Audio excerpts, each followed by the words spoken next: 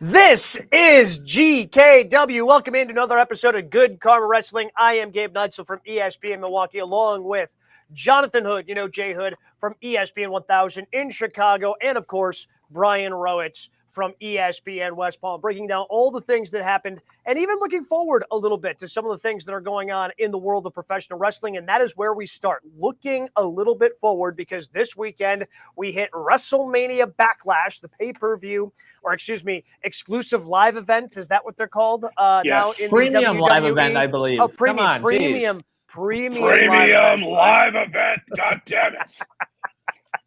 I apologize, Vince.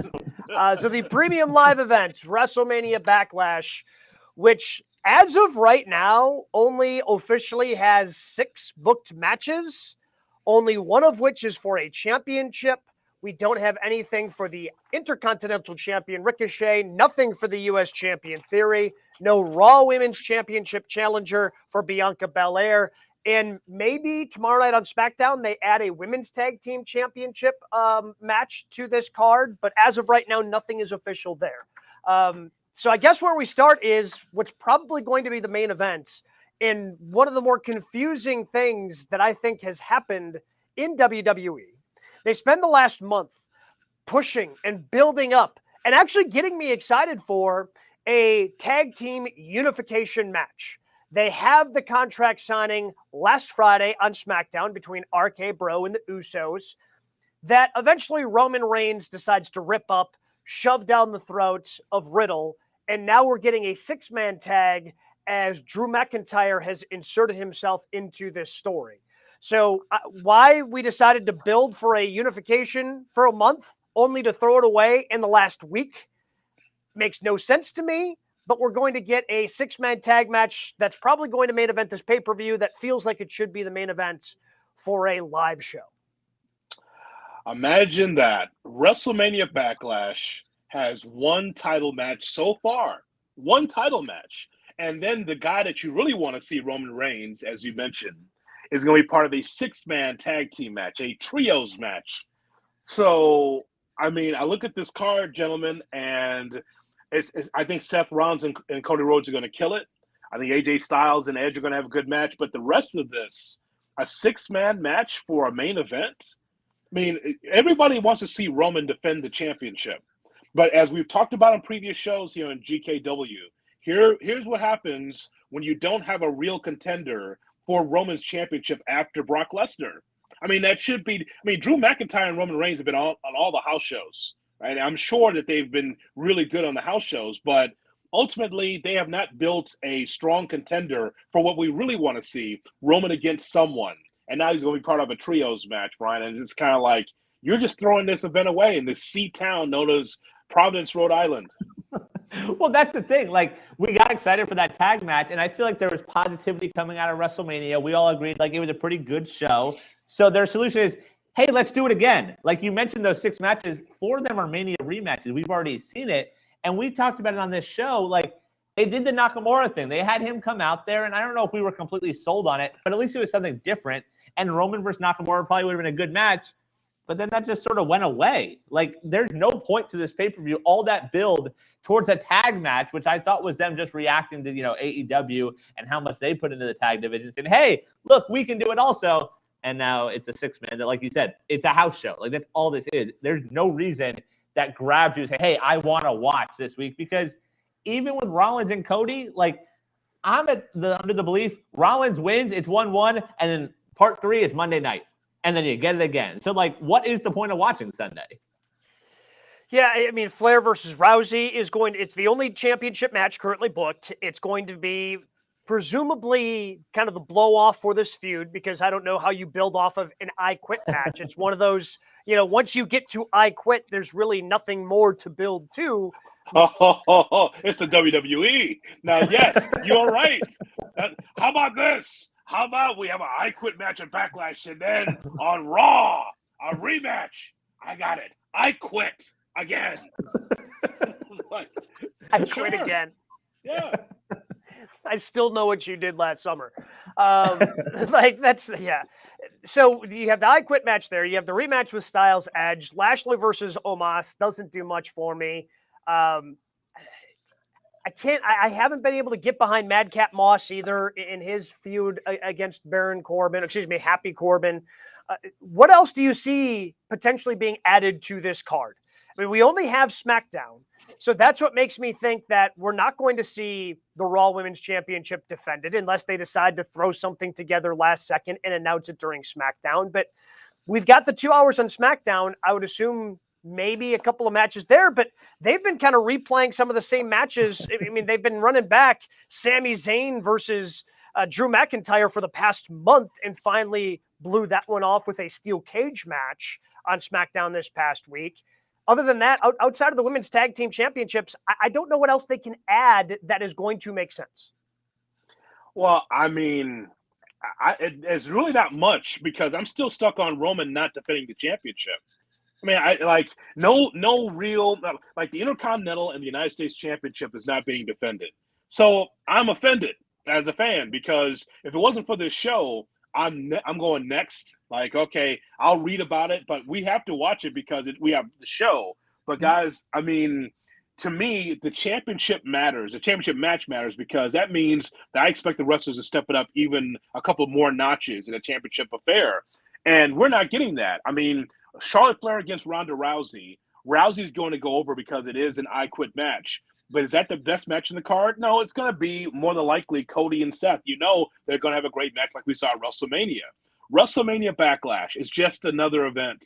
I think that the tentpole events for the WWE, this is not one of them. This is the reason why that this is going to take place. We have a bunch of matches and not a lot of championship star power.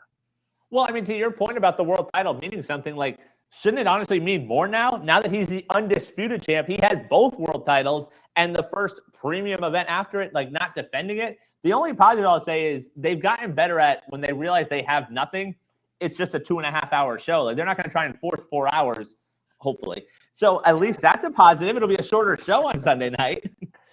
Yeah, that's true. So the one thing that I actually am intrigued about coming into WrestleMania Backlash is AJ Styles versus Edge. Just because, and maybe this is me talking myself into this, but AJ Styles, after he defeated Damian Priest this past Monday night on Raw, got the stipulation of no Damian Priest at ringside, which makes sense in storyline since Priest is the one who interrupted their Mania match and in Styles' mind cost him the match. He gets beat down post-match. Finn Balor comes out and makes the save. So both former Bullet Club members from New Japan Pro Wrestling do the two sweet. They connect. What if Finn Balor, and maybe this is because I like Finn, and maybe it's because I like Edge and trust what he's going to do. What if Finn Balor is the newest member of Judgment Day? And Finn Balor's the one who comes out to the ring in support of AJ Styles, but turns on him and costs him the match once again. You know, I'm a big Edge fan. He's in my top 10 all time. I love Edge. I just think that he's been great in his career. I think that the promo ability for him, this is not who Edge is. Edge is usually can be able to speak off the top. I think that before he got into this Judgment Day, he had great promos, things that you want to sit and listen to. It was very good.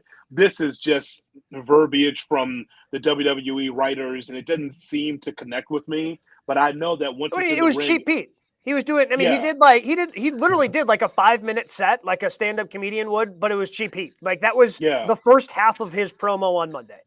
It just wasn't good, Gabe. Like this is not the Edge that I've seen over the years in which he has a different cadence, he speaks differently, and he's a great promo, except for this. So I look forward to that matchup against AJ Styles. I think that's going to be a really solid match. And what if, you're right, there's room for a couple other people to be part of Edge's crew. It's not quite the Brood. We haven't seen fake blood come down from the ceiling yet. It's not quite that. That Brood actually, you know what? The Brood actually was cool for its time. It was very underrated. It was very, very cool.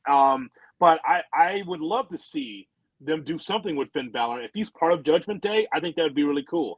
But I want him to be that other character. Does he have to be Finn? Can he be the other character? The demon? I think but being Judgment Day, I think a demon would kind of fit where he kind of leaves ever since he came back to the main roster, he's been that Prince character that he debuted at NXT when he went back down there. And we haven't seen the demon Finn Balor. So to me, with Judgment Day, the lighting and everything they've been doing, in my mind, that's where Finn kind of can fit in, and they can reintroduce the demon character.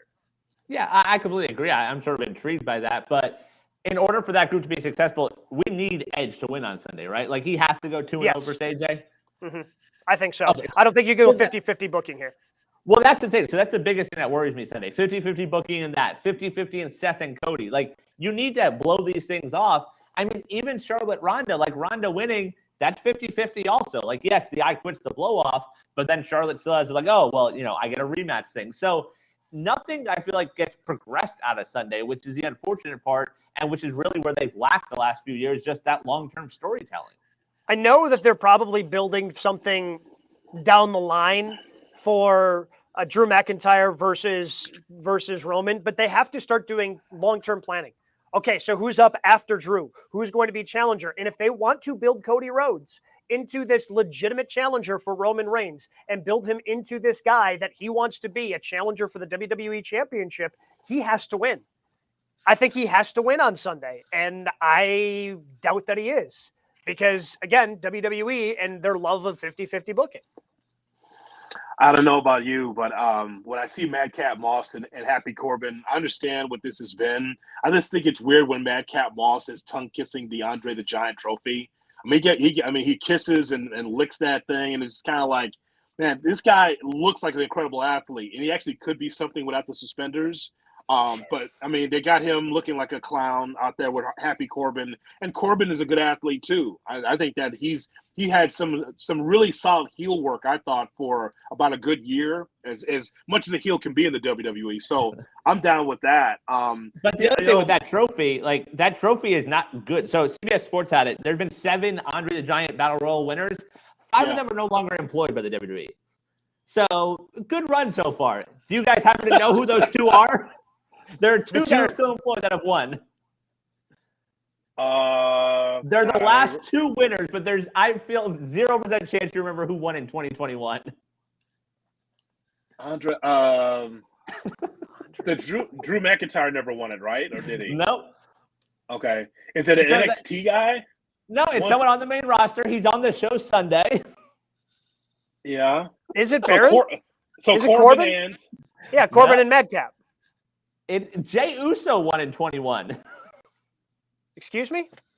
According to the interwebs, that's what happened in 21. Jey Uso with the win. Are you sure that's right? Jey Uso? The internet doesn't lie. Come on, guys. Oh, my God. Really? He's definitely cut off the roster there. Rocket ship to the moon with that title, with that trophy, I guess, whatever you want to call it. Wow. Honest to God, the Andre the Giant trophy to have to carry that around, that's a rib. That's a rib on the wrestlers. No question. That thing's got to be heavy, man. Yeah. That thing's got to be really heavy. God almighty. It's just awkward, and it looks awkward to like hold up and sell it. It's not a very good trophy. So that's WrestleMania Backlash. Unless you guys want to go over Lashley versus Omos, that's the one we really haven't broken down. But I'm not excited for it. No, Omos can't work. He can't work. No. That's the problem. Like, I feel bad for Lashley. He just can't work. We documented this before. You and I, we all talked about this before. Big guys or tall guys do not resonate anymore in wrestling. It just doesn't. We want to see tall guys. We can watch the NBA. But back in the day when you saw someone come to your arena and he was 7'4" or 7'3", it's like it didn't matter if he could work. It was just the idea that you saw someone live that tall in a wrestling ring. It's a novelty now. I mean, AEW's trying this with the guy from India. Almost is a tall guy, but it doesn't matter if a guy can't work. So I don't get it. Yeah, it doesn't make a ton of sense to me. But we'll see what they add because right now 6 matches. I mean, that's what, an hour and a half, 2 hours, maybe. Well, you gotta get video packets telling us how we got there. That's an extra hour and a half. Yeah, there we go. Jeez. All right, we gotta catch up. You know how it goes. Yeah, Brian knows what they got going on. Well, I mean, listen, he's a fan of their production because if you have an hour pregame with all those same packages, right? And then you get to Backlash and rerun those same packages to stretch out a middle of the road Backlash to make a 3-hour show. And don't forget half those packages you've also seen on TV this week as well. Just in case you missed them. Man, it just seems, like you said, Brian, it just seems like wasted momentum coming out of WrestleMania because it was it's just the two nights were so good and they were so much fun, and now here we are back with this. I guess it's on me for expecting something a little bit more. All right, something else we like to do here on GKW each and every week after our top story, we go over the next 3 stories going on in the world of professional wrestling. We call it the 3 count. What do we have at the top of the list this week, Brian? All right, guys, this past week, The Rock, the great one, celebrated his 50th birthday. So simple question here. Do we ever see The Rock in the ring again? I'm going to say no. And it seems like even through his show, Young Rock, that's where the build started, potentially for next year's Mania in Los Angeles against his cousin Roman Reigns. But I just keep thinking about everything that this man is involved with, from his movies to his production company to the Young Rock to the XFL, which is going to be starting up next spring as well. So he's going to have his hands full trying to make sure that league gets off the ground right around WrestleMania time.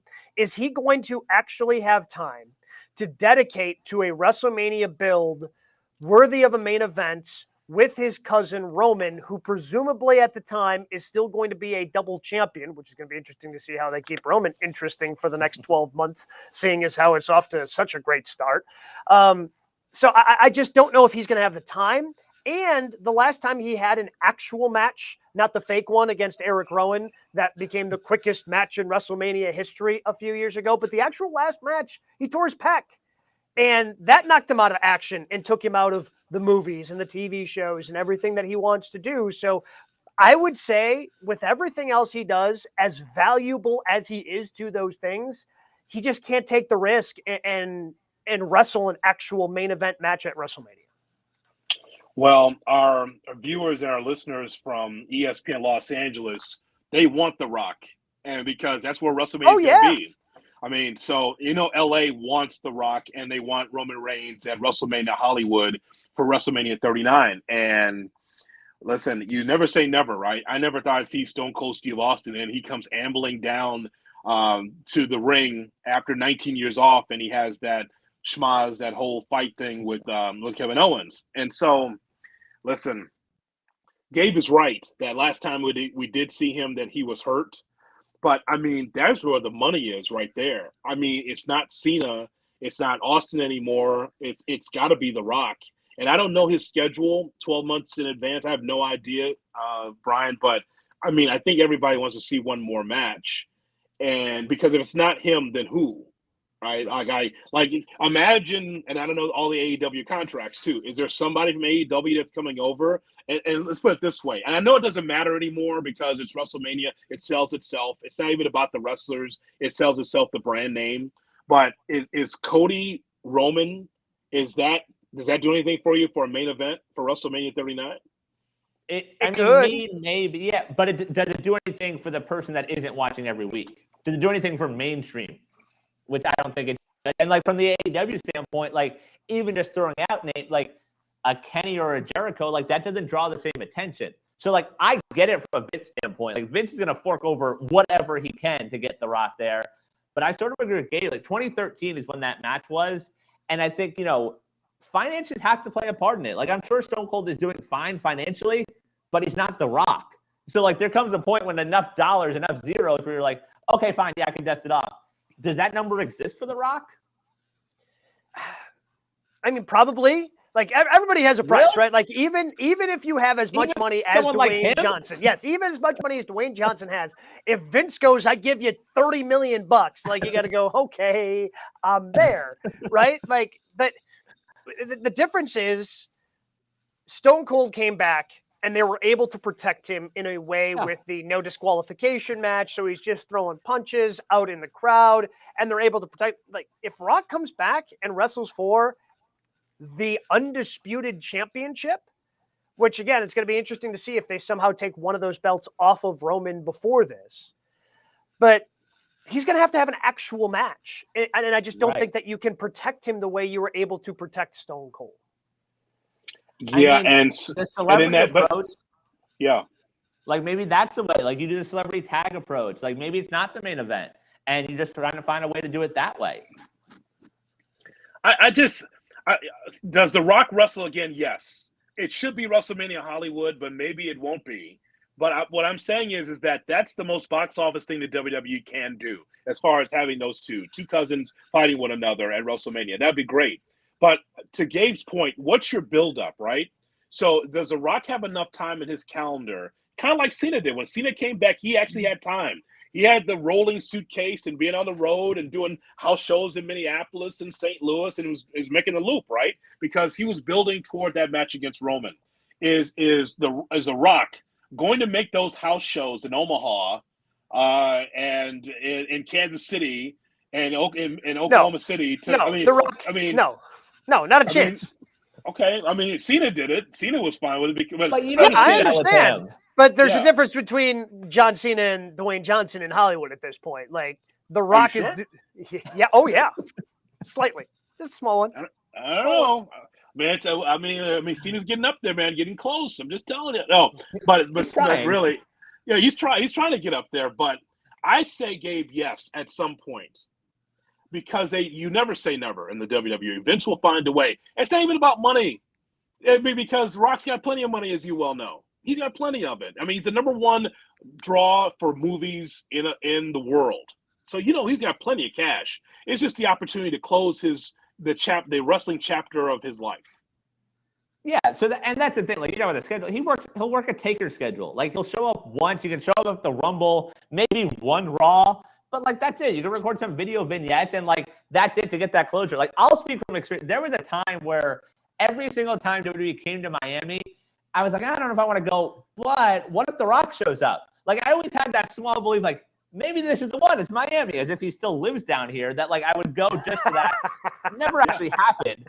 But, like, just the mainstream, like, Vince loves that stuff so much. Like, it doesn't matter who's on the other side of the ring. Like, just announcing that The Rock will be at Mania, that's what Vince gets everything from. Like, that's what he would live for at that point. So who goes over, Gabe? Who goes over? I mean, it's Roman. Roman goes over. You can't have Rock come back and win the Undisputed Championship. Oh, come on. Like, Roman can't be like Bruno Sammartino, for God's sakes. We want to have a 10-year run? What the hell? Well, I mean, what, you think The Rock is going to come back for a Mania build, win the championship, and then wrestle again so he can drop it? Yeah, he just going to take it to Hollywood? Like, what do you want him to do? Brock did. He can take the championship and then bring it around Hollywood and just go away for a while, then come back for WrestleMania Backlash. I love how you did check the notes. Look, we have to check notes. Oh, WrestleMania Backlash. That's what we're looking at here. Yeah, that's the show after WrestleMania. So WrestleMania Backlash. That's right. I mean, like, hey, he'll take it to Hollywood, be on all the talk shows, and like, yeah, I'm going to defend this at some point. I don't know when, but WWE's fine without me. It's fine. I don't have to defend it until another 90 days. In fairness, it's not like Roman's defending the championship this weekend either. So, in fairness, you bring up some little good points there, Jay Hood. Rock is not working at 6-man at WrestleMania Backlash in 23. Hey, come on. I just think it's funny. Like, yes, I believe he's going to wrestle again. But it's only Roman. That's the only thing I'm interested in. It's either Roman or Brock. That's all. I mean, look at that roster. This is what happens when you don't build stars. Seriously, this is what happens when you don't build stars. Because I should be able to give you 10 guys in the WWE that'd be a great matchup for The Rock, and I can't give it to you. I can't even give you 3.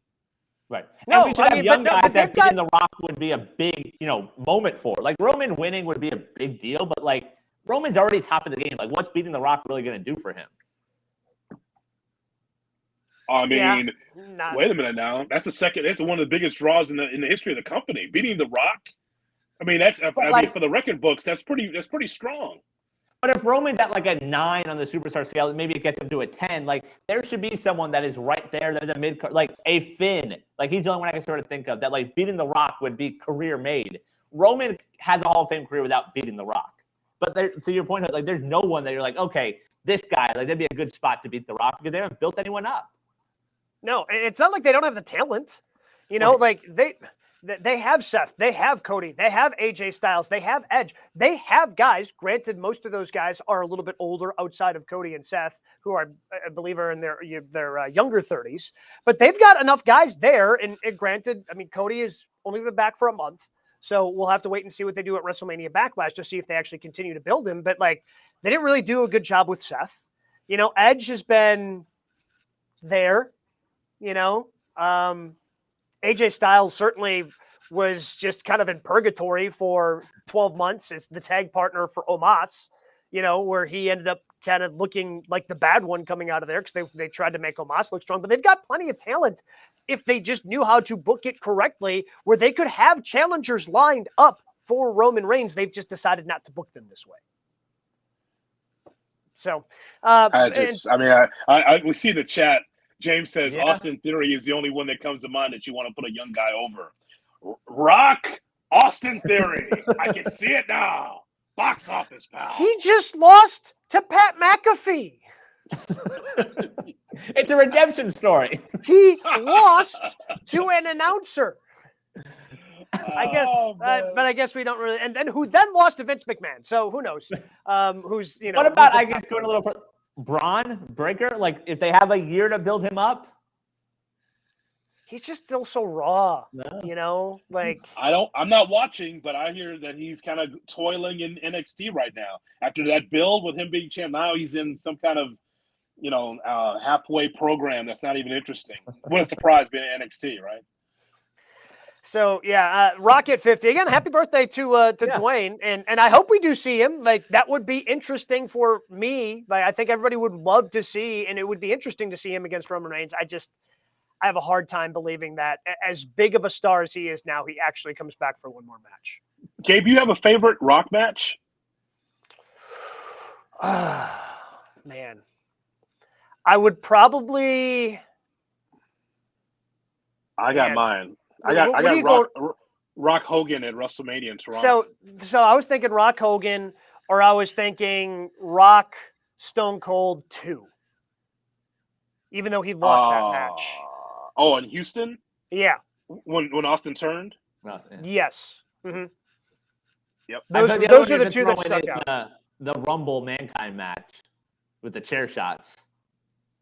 Oh my God. Those things don't age well. Those are tough to watch. Why is Brian constantly wanting us to think about the just like most cringy moments in professional wrestling? The other week he's just standing up. You guys really got to watch these matches. You got to watch the intergender matches. They're fantastic. And me and Jay Hood are like, I don't know. And now he's like, unprotected chair shots. God, unprotected chair shots. Those are iconic moments. It's in Beyond the Mat. Those are very iconic moments. No, he wants to work. You want to work for Game Changer so bad. I can see that. Razor blades. Nothing like being sent through a glass table in the opening match. Sorry, you guys are so PG. My bad. Jeez. Although the empty arena match that they did for halftime, the halftime Heat I Quit match, where he beat Mankind, that's another iconic moment. And again, something different because it was halftime, it was empty arena, and they were very creative with that. So I mean, there are plenty of opportunities for, you know. I mean, what's your problem, Brian?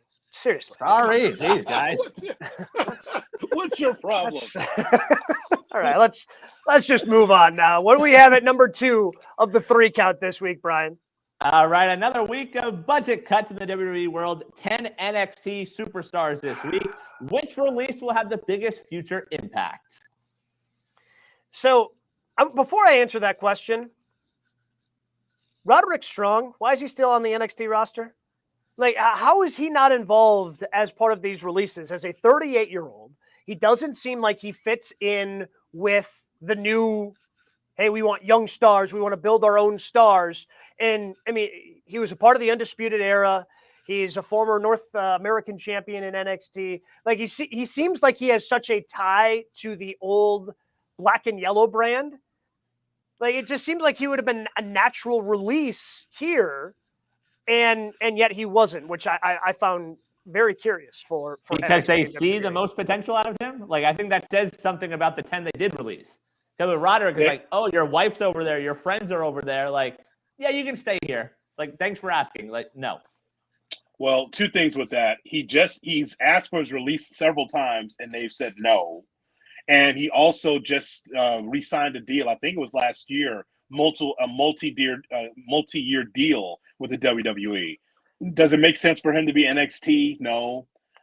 Should he even be in the WWE? No, because the WWE, the way they want to handle business, and we've talked about this on the show, is that they want to go younger. And I get that. They want to be able to turn it over and have guys in their 20s. They probably see him as a trainer, and I know he doesn't want to do that. Roddy probably doesn't want to do that either. But actually being on NXT brand, he actually is kind of like a trainer, because older dude in a faction that doesn't matter anymore, and it's kind of like it's a disconnect. But you asked the question, but you know why he's there, because you know where his next step is if they did release him. Yeah, because he would be, despite AEW having such a loaded roster, he would naturally fit over at AEW.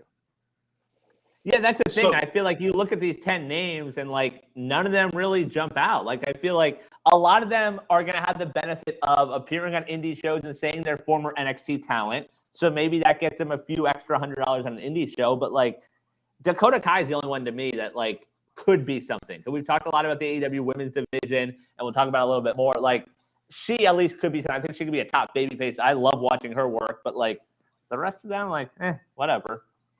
Yeah. Okay. Go ahead. Yeah, no, I'm with you in terms of the one that I think can have the most impact somewhere else.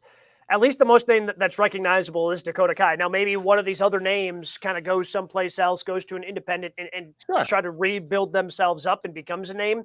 But Dakota Kai, in terms of immediate impact, she's the only one. So Dexter Lumis, I thought, was very good with the NXT brand. Saw him in TNA as Sam Shaw. He says he has a stalker gimmick, and he's very good at it, right? The stern mustache, the crew cut, kind of peering through your windows, moves slowly. I think that gimmick worked in NXT. It definitely worked. It started in TNA. So I think that he's a very good wrestler, a good character wrestler. So I think that was a miss. I think he still should be with the roster. Malcolm Bivens is also very good. Now, this whole Diamond Mine he was part of, like it was Roderick Strong, Suzuki, Marina Shafir, Arturo Ruiz, and Tyler Rust. Okay, what Malcolm Bivens brings, guys, is that he's a mouthpiece. He could be an announcer or he could be a manager, not an in-ring guy. I saw him in ROH. I know what he can do. He's got a comedy show that he's got going on now. I think he's on tour. But Bivens, again, just kind of a talker. But out of all these people, you are right. Dakota Kai, who was a fan favorite, part of Team Kick, I don't know why she's not even – she should have been on the main roster on a regular basis. I don't understand why she was not. But here's what I always think about these cuts. There's two things. One thing is that this is great for independent wrestling, because if they don't go to AEW, they'll be in the indies. So this is one of these things. I'll mention this a lot on the show. If you don't want to root for the WWE, or if you don't want to root for AEW or whatever promotion, root for the wrestler. Root for your favorite wrestler. And if they're in the independents, no matter what company they're with, root for them. Because sometimes AEW is going to let you down. Sometimes WWE is going to let you down. But if you root for the wrestler, you'll never be let down because they'll be your favorite. I think that's one thing. But the other thing is, too, is this relates to before he came on the air, the earnings call that the WWE had. You don't have to cut anybody. But they said budget cuts. They said so. No, that's the thing, right? And I know that we have people that are in business watching our show and listening to our show every week. You don't have to cut anyone when you made hand over fist more money again this past season for WrestleMania season. You don't have to cut anybody. If you have nothing, on Raw or SmackDown or NXT for someone, put them in NXT UK. Put them on a different show. But the idea that you're cutting good talent because, well, we've got budget cuts. You don't need budget cuts when you continue to make more and more money.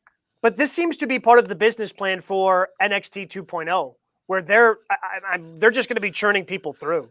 Like, I think that, really, they can't really cut anybody else. And as I say that, I'm sure they will cut more people on Raw or SmackDown.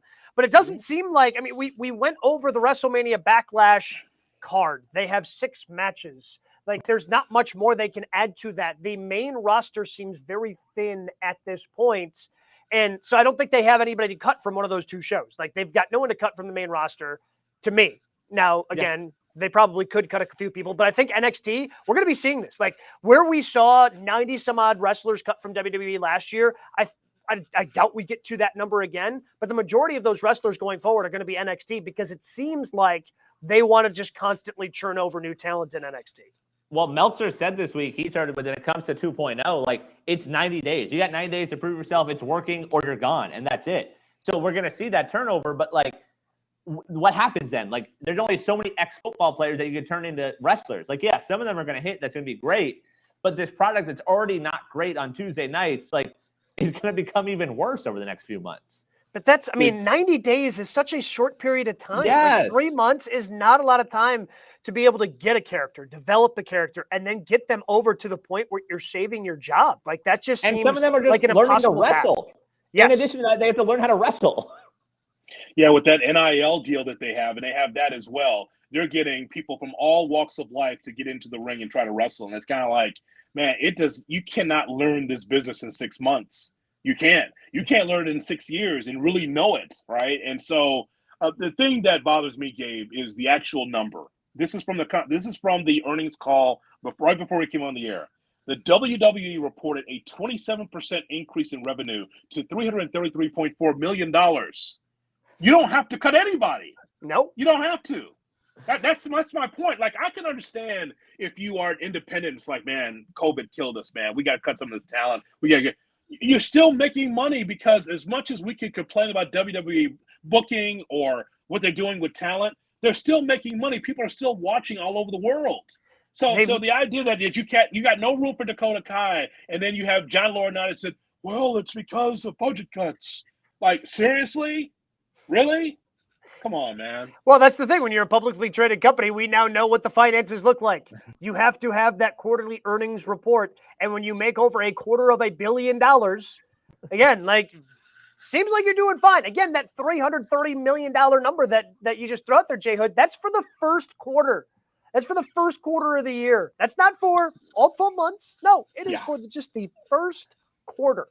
And they even admitted on the call, like, it was more than they projected. Like, I think they knew they were going to be over, but they didn't expect it to be this high. Like, oh, wow, this is impressive. Hey, you 10 guys, hit the road. Thanks for coming. So, yeah, sums it up. People power. Well, I guess another one to throw out, like, not really releases, but contracts expiring on the AEW side. Joey Janela, Jack Evans, Stu Grayson all hitting the free agency market. Do you see anything with the three of those moving forward? I mean, I think Joey Janela, I mean, just what he does. I mean, he has one of the more, or had and continues to, I think, have one of the more popular independent shows around WrestleMania. I think he can continue to do that with his spring break series that he had. It always seemed like it was a fun show and people enjoyed going there. Maybe that's just what he continues to do. He just goes back to doing more of that. With Stu Grayson, from my understanding, it seems like the door is still open for his potential return for AEW. So maybe he goes back and rejoins them and is a part of the Dark Order, especially since his tag partner in Evil Uno is still over at AEW. I'm not sure if I can see him striking out on his own and having the success that the Super Smash Brothers did before they signed on at AEW. Did you mention Marco Stunt, Brian? Did you say him? No, too? I did not. Yeah, Marco as well. That's right. Yeah, so Christopher Daniels is in the front office and is supposed to handle talent. He's a talent relations guy. From what I understand from Sean Ross Sapp and others that cover this very closely, it's like they just feel like there should be more communication with the wrestlers that they're going to release. Notice it's not the big grandiose, we wish you the best in your future endeavors. You see that the wrestlers kind of fade off of AEW TV. All of a sudden, they're there and they just fade away. And so I guess the only thing I keep hearing is that they have to have better communication. This is what happens when you're a young company, right? You got to be able to understand how to communicate. And you asked in the infancy of this show, Brian, like, so does AEW have too much talent? They don't have too much talent, but just like any other company, if you feel like you really have nothing for those wrestlers, then you have a right to cut them. Joey Janela says he liked his time in AEW. It just wasn't a fit for him. But I know that Joey Janela will be making over $1 million in the Indies, so he'll be fine.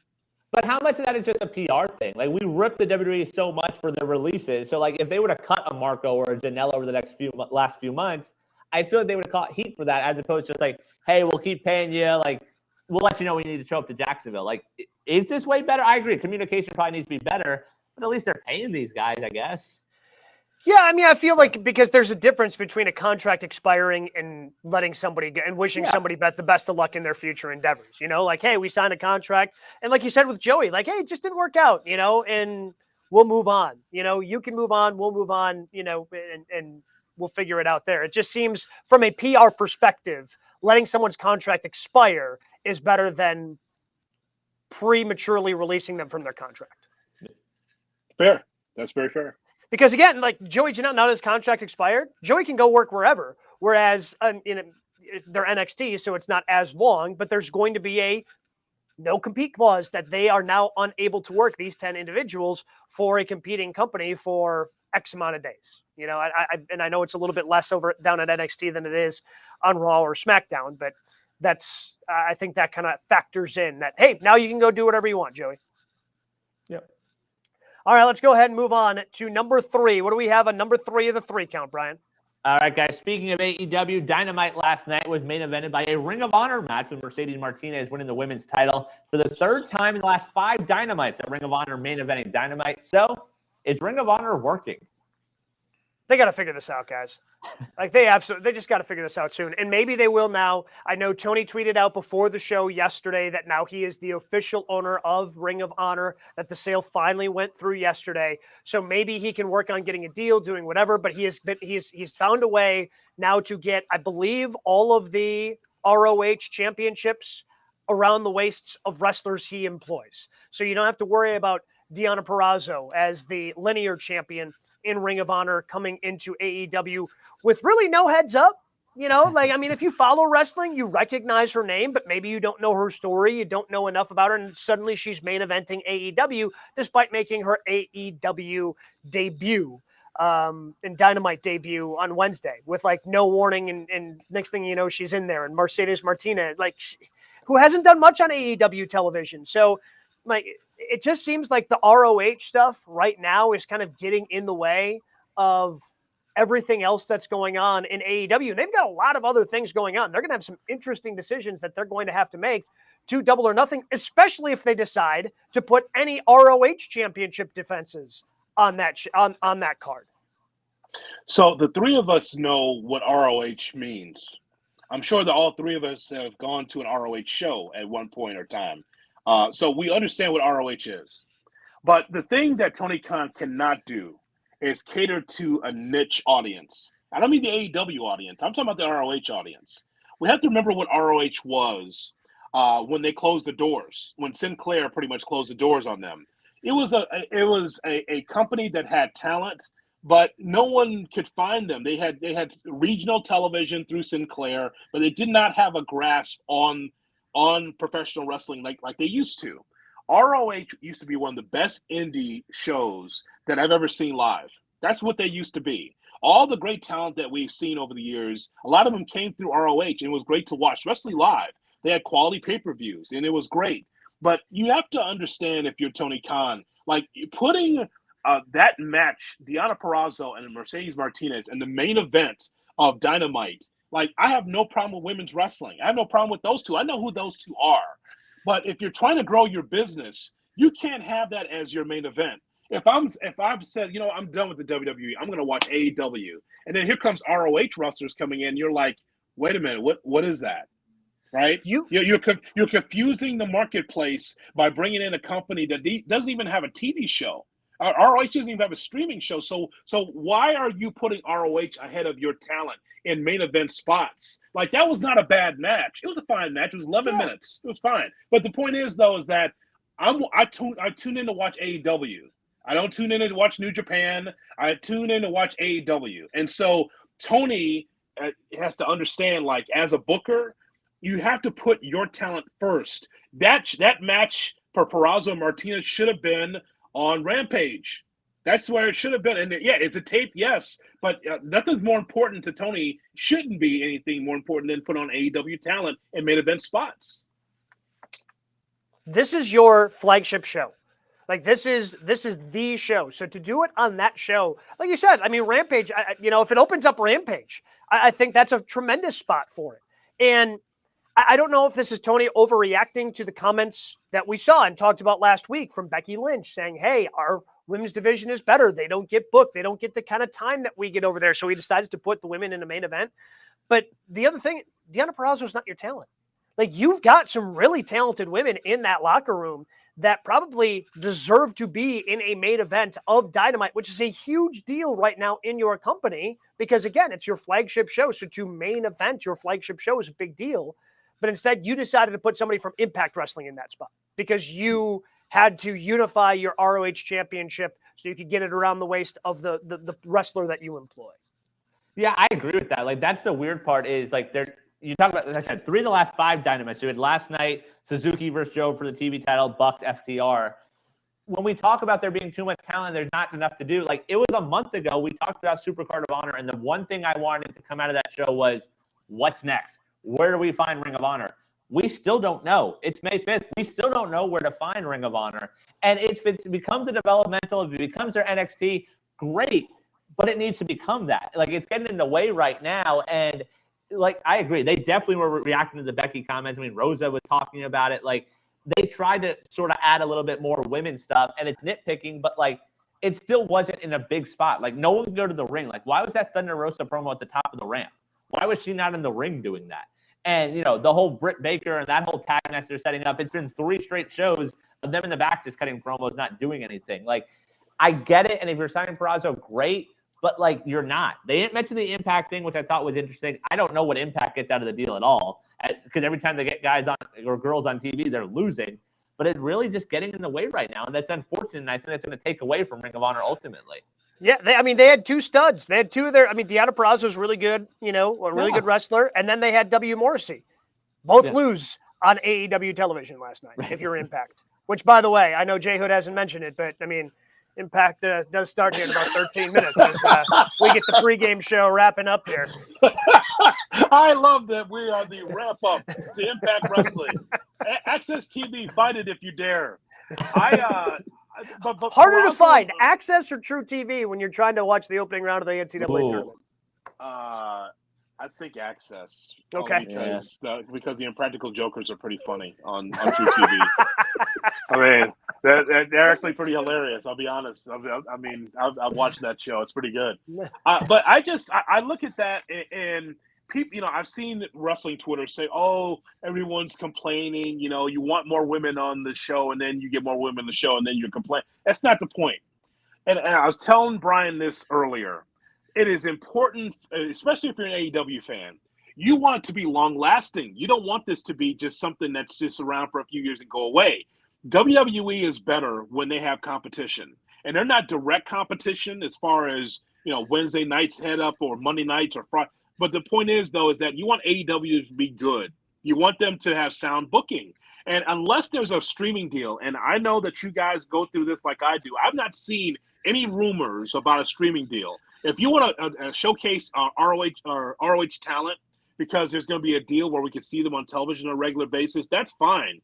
But if you're just plugging them in, just saying, well, we need this match here, and well, then what about the AEW wrestlers? See, this is when you have to understand bad booking and assumption will kill a company. It will, no matter how much money you have. Yeah, I think that's fair, and I think that's part of it. Like, Purrazzo is in that match, and you get excited if you've seen that name, if you know that name, but we're probably not going to see her again. Like, she's working at Impact. She couldn't work Supercard of Honor. That's why she wasn't in that match. And, talking about the longevity, 900,000 watching every week, and it was a little down this week, is a great number. Like, I'm sure Warner Media is thrilled. They're happy to have 900,000 people on a Wednesday night when they're not airing, live sports. I'm sure they're great with that. But it needs to take that next step. It needs to pass 1 million every week, not just those random one-offs. And, everyone makes fun of, big announcement this week. And I think ultimately, like, when you have these random one-off matches, you get that slight pop, but you need to have it continue week in and week out. Yeah, you just need to find a way to build that consistency. And that's I think to Jay Hood's point, you don't want to tick off your talent in the back. It seems like AEW, like they're in good spots. Even when we just talked about Joey Janela, hey, I think it's a great place. It wasn't great for me, but I think it could be something good. So you still have people leaving the company who aren't MFing the place and saying, oh, this place sucks. So you're in a good spot.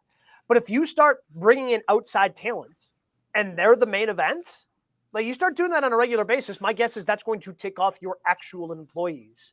Like is Jade Cargill, who is somebody that they continue to build up as 30-0 and all these. I mean, she wrestles mostly on Friday nights. She's not very often on Dynamite unless she's cutting a promo, and hardly she's cutting the promo. It's her mouthpiece cutting the promo with Smart Mark back there. So, like, could somebody like that be upset? Who could be a big star that she's not being featured because you decided to bring in Deonna Purrazzo? Now, again, this is 1 week now, so I don't think it's that big of a deal.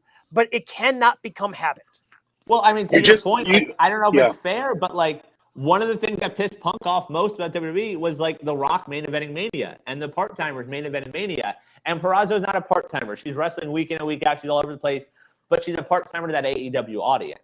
So like to your point, I think that sort of sums it up. Like it sucks to have, busting your ass and being out there and then like, hey, we're going to bring someone else in for the main event tonight. I mean, you just can't do that. And what's disappointing about that is, again, I want to make sure it's clear that people are listening. We're not shitting on Purrazzo and Martinez. We're not saying that was a bad match. They actually should have had more time. But the point is, though, it's just time and place. Baltimore was a hot crowd. They were in the smaller building. They were in the Chesapeake Arena. So it was 3,000, a legit sellout, right? So smaller building. And that crowd was hot. But then the pin was in the balloon when those two came out because they were like, wait. And that's an ROH town, Baltimore. That's the thing that's funny. ROH was based out of Baltimore. But they knew who they were, but they were confused because those are AEW people. And they're like, what are these ROH people doing here? Because it was hot for Blackpool Combat Club. It was hot for Santana Jericho, hot for Jeff Hardy anytime that he comes out. Ray Phoenix and Dante Martin, but then those two came out, and it was just kind of like, well, so it was flat. I mean, Martinez wins the match, but people didn't cheer until the end, and that's disappointing. Well, because, I mean, outside of her winning at Supercard of Honor, which, again, is an ROH show, so I know we watched it because we're general wrestling, but how many AEW fans were watching that? Despite knowing that Tony Khan was booking the show. My guess is not many.